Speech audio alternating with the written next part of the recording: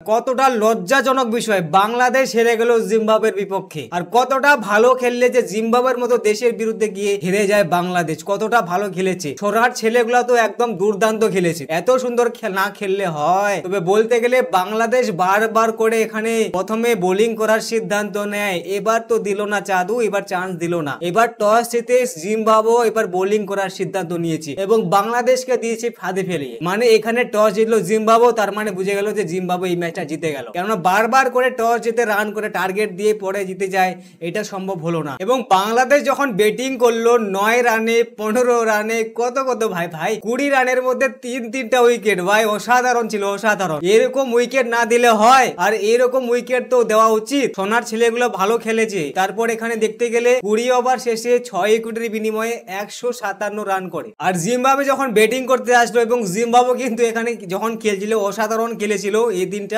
এবং এখানে বাংলাদেশের বোলার গুলো কিন্তু একটা উইকেট নিতে পারছিল না, এবং সবশেষে দেখতে গেলে 38 রানে প্রথম উইকেট যায়, তারপরে কিন্তু আরেকটা উইকেট যায়। মাত্র দুটো উইকেট দিয়ে কিন্তু এই রানটা কভার করে, মাত্র 18 ওভার 3 বলে কিন্তু কমপ্লিট করে ফেলে। এবং এই ম্যাচটা কিন্তু 8 উইকেটে জিতে যায় বাংলাদেশের বিপক্ষে। আর কি বলবো, বাংলাদেশ যদি এরকম দেশের বিরুদ্ধে গিয়ে খেলতে গিয়ে যদি হার হয়ে যায়, তাহলে টি-20 ওয়ার্ল্ড কাপে কি করবে বাংলাদেশ কি টি-20 ওয়ার্ল্ড কাপ জিতবে এরকম খেললে? আপনাদের কি মতামত কমেন্টে অবশ্যই বলুন।